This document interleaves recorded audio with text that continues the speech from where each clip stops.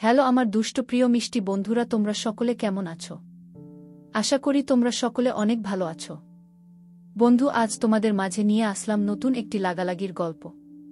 বন্ধুরা, গল্পটি শুনলে তোমাদের দাঁড়িয়ে যাবে, তোমরা হাতের কাজ করতে বাধ্য হবে। তাই ভিডিওটি না টেনে শেষ পর্যন্ত গল্পটি দেখুন। চলুন বন্ধুরা, আর কথা না বাড়িয়ে গল্পটি শুরু করি। আমার সামনে আমার পেশেন্ট হিসেবে দাঁড়িয়ে আছে আমার প্রাক্তন স্বামী রিশাদ, সাথে তার বর্তমান স্ত্রী লিজা। 2 বছরের ডাক্তারি জীবনে কখনো এমন কিছুর সম্মুখীন হয়নি। হঠাৎই মনে প্রশ্ন জাগল, তারা এখানে কি করছে? দুজনকে দেখে তো কাউকেই অসুস্থ মনে হচ্ছে না। তাহলে এখানে আসার কারণ কি? শুধু যে আমি তা কিন্তু নয়। রিশাদ ও আমাকে দেখে প্রচুর চমকে গিয়েছে।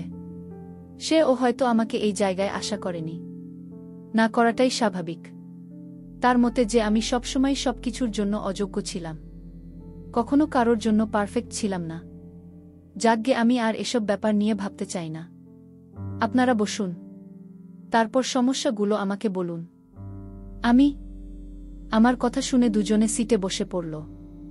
তারপর তার স্ত্রী বলতে শুরু করল, আসলে ম্যাম, বিয়ের 5 বছর প্রায় হতে চলল। প্রথমে না চাইলে ও পরে আমার একটা বাচ্চার জন্য অনেক চেষ্টা করেছি, কিন্তু কোনো ফলাফল পাইনি। তাই আসলে আপনার কাছে আসা, লিজা। ঠিক আছে, আমি বুঝেছি আপনাদের সমস্যাটা, কিন্তু রিপোর্ট না দেখে আমি আপাতত কিছু বলতে পারবো না। এই প্রেসক্রিপশনটা, এখানে যে টেস্টগুলো আছে সেগুলো করুন গিয়ে। রিপোর্ট 2 ঘন্টার ভিতরেই পেয়ে যাবেন। তারপর রিপোর্ট নিয়ে এসে আমার সাথে দেখা করেন। রিপোর্ট ছাড়া সমস্যাটা ঠিক বোঝা মতো যাবে না। Okay ma'am, Liza. তারপর ওরা বাইরে চলে গেল টেস্টগুলো করাতে। ওরা কেবিনে থেকে চলে যেতেই আমি চোখে থেকে চশমাটা খুলে টেবিলের এক সাইডে রেখে দিলাম। তারপর ভাবতে লাগলাম, তুমি কখনো আমার যোগ্যই ছিলে না। ড্রেস আপ যেমন খ্যাত, চালচলন ও ঠিক এইরকম। সবকিছু পুরোই খ্যাত। কি করে ভাবলে আমার স্ত্রী হওয়ার কথা? তোমার তো কোনো যোগ্যতাই নেই আমার পাশে দাঁড়ানোর, রিশাদ। ম্যাম, এখন রুটিন অনুসারে আপনার আজকের লাস্ট অপারেশনের সময় এটা। নার্সের ডাকে ভাবনা থেকে বেরিয়ে আসলাম। তারপর আলতো করে হেসে দিয়ে বললাম, রুমা আপু, তুমি যাও গিয়ে ওটির সবকিছু রেডি কর। আমিও তৈরি হয়ে আসছি। ঠিক আছে রুমা আপু। তারপর উঠে একটু ফ্রেশ হয়ে চলে গেলাম ওটিতে। ঢুকার পরই বুঝতে পারলাম আজকের অপারেশনে প্রচুর রিস্ক রয়েছে। রোগীর অবস্থা খুব একটা ভালো না, তার মধ্যে উনার টুইন বেবি হবে।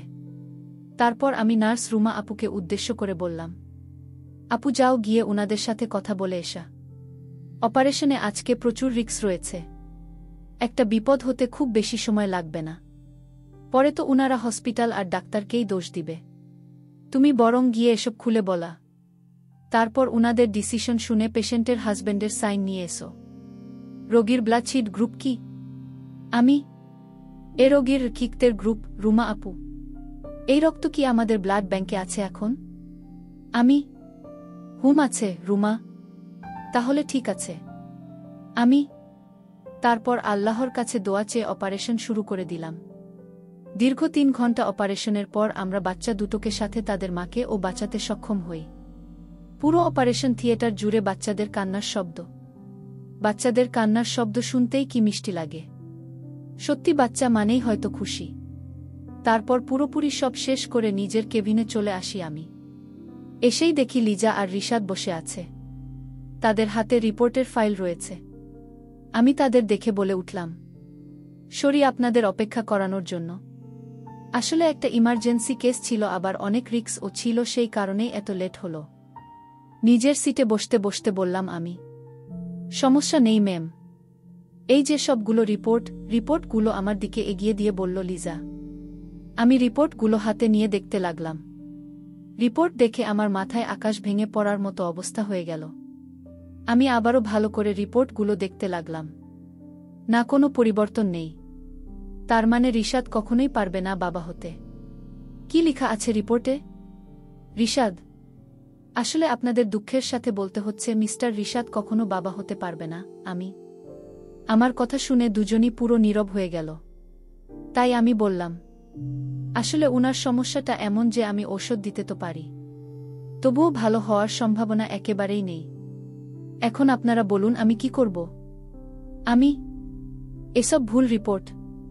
এমন কখনো হতেই পারে না। আমার কোনো দুর্বলতা নেই। তুমি একটা নকল ডাক্তার, তাই তুমি বুঝতেই পারছো না আসল সমস্যা কি। আমি আরও বর্বর নাম করা ডাক্তারের কাছে যাব। তোমার মতো 2 টাকার ডাক্তারের কাছে আসাই আমার ভুল হয়েছে। সিটে থেকে উঠে দাঁড়িয়ে বলতে লাগল রিশাদ। এমনভাবে কথা বলছো কেন তুমি? উনার রিপোর্ট তোমার ঠিক মনে হয়নি? ঠিক আছে, আবার টেস্ট করাও। কিন্তু উনি একজন ডাক্তার, উনার সাথে বাজে বিহেভ করার অধিকার তোমার নেই। উনাকে সরি বলো লিজা। মিসেস লিজা, আপনার হাজবেন্ডের হয়তো মাথায় ও সমস্যা আছে। উনাকে ভালো দেখে একটা ডাক্তার দেখান, না হলে পরে পাবনা পাঠানো লাগতে পারে। I am really very sorry ma'am. ওর ব্যবহারে আমি ভীষণ লজ্জিত। ওর হয়ে আমি ক্ষমা চাচ্ছি লিজা। It's okay. তারপর ওরা চলে যায়, আর আমি ভাবতে থাকি রিশাদের রিপোর্টের কথা। আমাদের হসপিটালে আজ পর্যন্ত কখনো কোনো রোগীর ভুল রিপোর্ট তৈরি করেনি। না তো হসপিটালের বিরুদ্ধে এমন কোনো কেস আছে, না তো আমি ভুল কিছু বলেছি। তার মানে সত্যিই হচ্ছে রিফাত কখনো বাবা হতে পারবে না। এগুলো ভাবতে ভাবতেই আমার মুখে ফুটে উঠে তাচ্ছিলের হাসি। যেই মিথ্যা অপবাদটা আমার উপর দিয়েছিল আজকে সেই ঘটনাটাই ঘটছে। শুধু পার্থক্য আমার ক্ষেত্রে সেটা ছিল মিথ্যা, আর রিশাদের ক্ষেত্রে তা হচ্ছে সত্যি। প্রকৃতি সত্যিই পাপের শাস্তি মানুষকে দেয়, হয়তো 1-0 দিন, নয়তো 1-0 মাস, নয়তো 1-0 বছর পর। প্রকৃতি যে কখনো কাউকে ছেড়ে দেয় না। আসুন আপনাদের সাথে পরিচিত হয়ে নেই। আমি প্রাপ্তি চৌধুরী, পেশায় একজন ডাক্তার। আপন বলতে পৃথিবীতে শুধু আমার বাবাই আছে, বাকি সবকিছু গল্পে জানতে পারবেন। ঘড়ির দিকে তাকাতেই দেখি রাত 9টা বাজে। তারপর বাসায় চলে গেলাম। পরদিন সকালে সবকিছু আগের রুটিন মাফিক চলতে থাকল। উঠে তৈরি হয়ে ব্রেকফাস্ট করতে চলে গেলাম। তারপর গাড়ি নিয়ে বেরিয়ে পড়লাম হসপিটালের উদ্দেশ্য। মাঝ রাস্তায় হঠাৎ কোথা থেকে যেন একটা বাচ্চা মেয়ে দৌড়ে আমার গাড়ির সামনে এসে পড়ে। আমি গাড়ি থেকে নেমে তার দিকে এগিয়ে যাই না। তেমন বেশি গুরুতর কিছু হয়নি, শুধু হাতে একটু ছিলে গেছে। কিন্তু বাচ্চা মানুষ যে, তাই ব্যথায় ভয়ে চোখ পুরো পানিতে ভরে গিয়েছে। আমি বাচ্চাটাকে কোলে তুলে নিয়ে স্বাভাবিক করার চেষ্টা করলাম। তারপর বলতে লাগলাম, তোমার আম্মু কোথায় মামনি? পাপা তো বলেছে আমার আম্মু আকাশে স্টার হয়ে আছে। বাচ্চা মেয়েটি। ও আচ্ছা বাবু, তোমার নাম কি? আমার নাম রিয়ানা আহমেদ। তোমার নাম কি? রিয়ানা। আমার নাম প্রাপ্তি চৌধুরী। তোমার তো হাতে ব্যথা লেগেছে, আমি ব্যান্ডেজ করে দেই? না, পরে যদি আমি ব্যথা পাই রিয়ানা। আমি তোমাকে প্রমিস করলাম একটুও ব্যথা পাবা না। ওকে তাহলে কর রিয়ানা। তারপর আমি গাড়ি থেকে ফার্স্ট এইড বক্স নিয়ে এসে ওর হাত ভালো করে পরিষ্কার করে ব্যান্ডেজ করে দেই, আর কথায় কথায় ওর মনোযোগ অন্য দিকে নিয়ে যাই। নাও হয়ে গেছে তোমার ব্যান্ডেজ করা। ও অবাক হয়ে বলল, কখন করলে? আমি তো টেরই পেলাম না। রিয়ানা, এটা ম্যাজিক সোনা। ঠিক আছে, আজকে থেকে আমি তোমাকে ভালো আন্টি বলবো। রিয়ানা। হঠাৎই কেউ পিছনে থেকে বলে উঠল, আমার মেয়েকে আপনি কোনো সাহসে এখানে নিয়ে এসেছেন? বাচ্চাদের চুরি করার ধান্দা করেন নাকি? রিয়ান আহমেদের মেয়েকে আটকে রাখার জন্য আপনাকে কঠিনতম শাস্তি ভোগ করতে হবে।